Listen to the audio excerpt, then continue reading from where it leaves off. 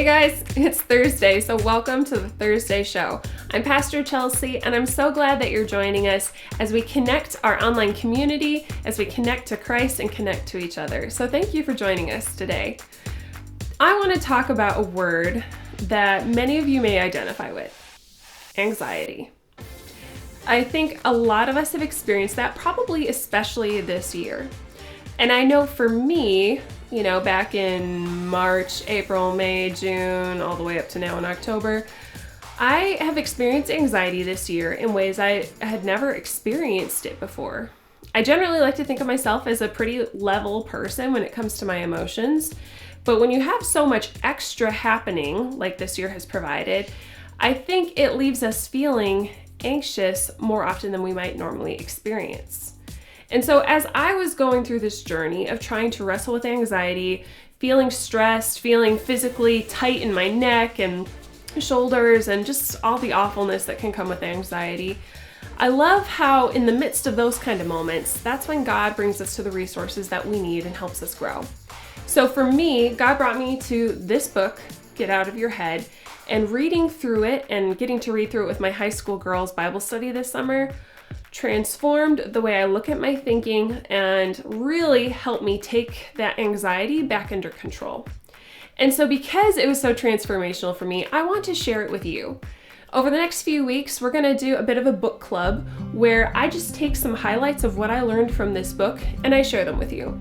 No need to buy the book. I just want to share what God has taught me, and hopefully it can help you too. So how about you? Have you experienced anxiety this year? Probably. If you have, or if you've just always experienced anxiety even, would you just comment yes in the comments below, just so that I know that I'm not alone? Because what's pretty incredible as the church is when we come together and we're honest about our problems, we realize that that's what the church is for, to carry those problems together. So just comment yes if you at all identify with experiencing any sense of anxiety this year.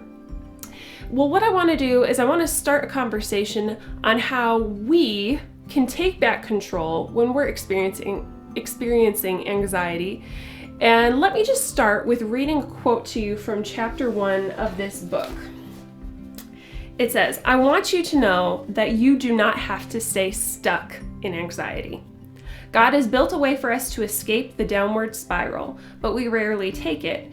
We have bought the lie that we are victims of our thoughts rather than warriors, equipped to fight on the front lines of the greatest battle of our generation, the battle for our minds."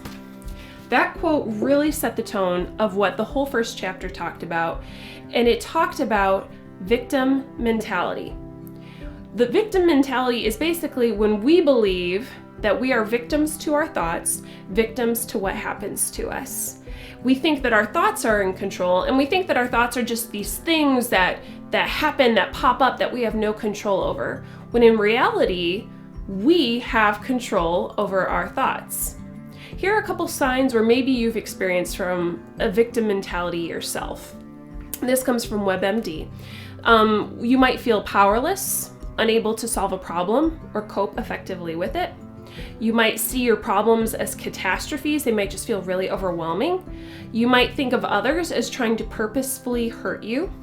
You might believe that you alone are being targeted for mistreatment, or that you just hold tightly to the thoughts and feelings related to being a victim and you refuse to consider other people's perspective.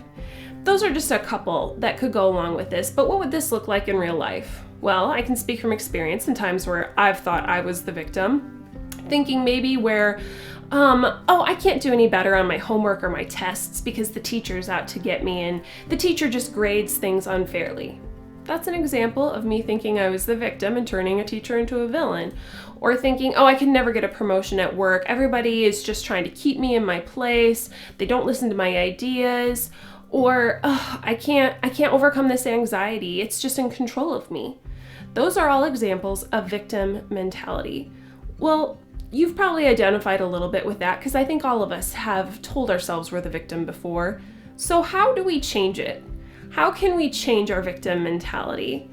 Well, before we go too far into how we do that, I think we need to first explain a little bit about the way the brain works. And I love this book because it's full of practical ideas with science, with scripture. And I think that's an amazing blend for a book, personally. So I've been on this journey of learning a lot more about the way the human brain works. And maybe you didn't know this, but in the past 20 years, scientists, psychologists, they have learned more about the way the brain works than all of history combined before that. So we're in an incredible place of just learning how the brain connects and how it works and its patterns and its wiring. And what's incredible is that God designed it that way, and He's known it since the very beginning. And so what God knows, but what we're just kind of recently learning, is that the brain is constantly changing and adapting, whether we intend for it to or not. Another interesting fact about the brain is that 60 to 80% of visits made to the doctor's office usually have a stress-related component. 75 to 98% of mental, physical, and behavioral illnesses come from your thought life. So things like depression, anxiety, panic attacks, heart attacks, strokes, hair loss, obesity, digestive issues, headaches, heart disease, asthma, insomnia, eating disorders, diabetes, colds, and viruses, all of those are connected first with your thought life. So I think it's pretty important that we take a look at our thoughts if they can have such an effect on our exterior health of our bodies too. Because so often what happens is we try to fix the symptom of the problem rather than going to the root. And the root is the way that we think. So how do we change it? Well, I think we have to recognize that when we think, there's a process that is kicked off and a spiral that often follows.